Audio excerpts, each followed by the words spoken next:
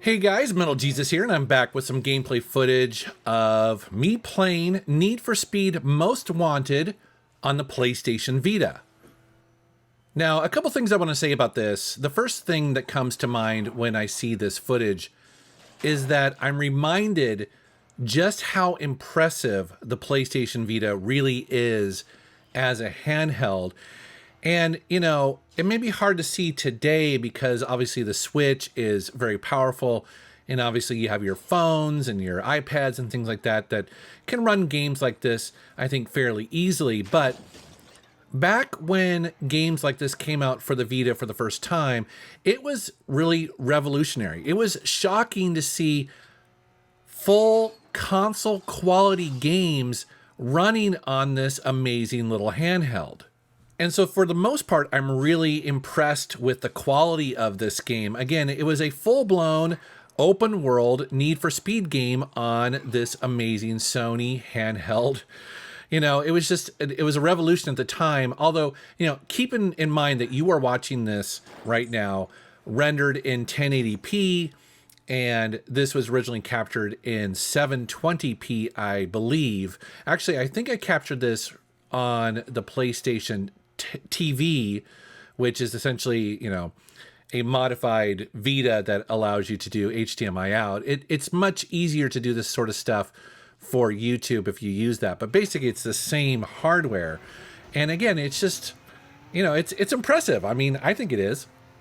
And I have to say, I do like this version of Need for Speed. Obviously, there's been a ton of Need for Speed games, more than you can really shake a stick at. But, you know, every time Criterion gets involved in the Need for Speed franchise these days, I do feel like that they bring that Burnout legacy, that, you know, that heritage that they have for the arcade racing to the series. And so this was definitely one of the highlights of the Need for Speed series, and I enjoyed it quite a bit. It's also funny, as I'm watching this footage, I'm reminded of this notion in this game where you would drive around finding different models of cars and then add them to your collection, which is something that the Forza Horizon series is definitely known for. And it's one of the more addictive aspects of these open world racing games that I absolutely just love and kind of obsess over, because, you know, I'm like many of you, it's like I probably will never own, you know, a supercar of any kind. And so it's one of those fantasy wish fulfillment things of racing games, I think, that I've loved since a very young child, is the ability to drive and own these really crazy, outrageous racing cars. And so it's something I love. And so watching it here where I drive around and discover, you know, a Corvette is something that, again, in Forza Horizon, I definitely obsess over.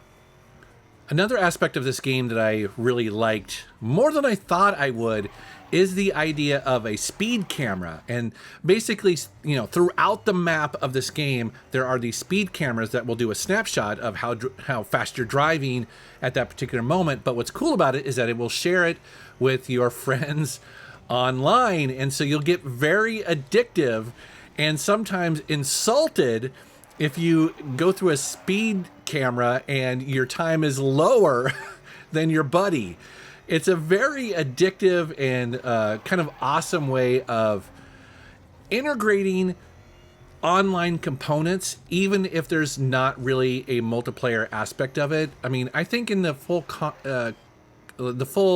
console version of this, there is full-blown multiplayer. If I remember right, you'd drive around, you'd see other people, you know, that you could then interact with, or at least ghosts or whatever. But anyways, the speed camera aspect of this game, man, I instantly thought was brilliant when I ran into it. And so definitely a cool game. So anyways, I'll shut up and let you watch the footage.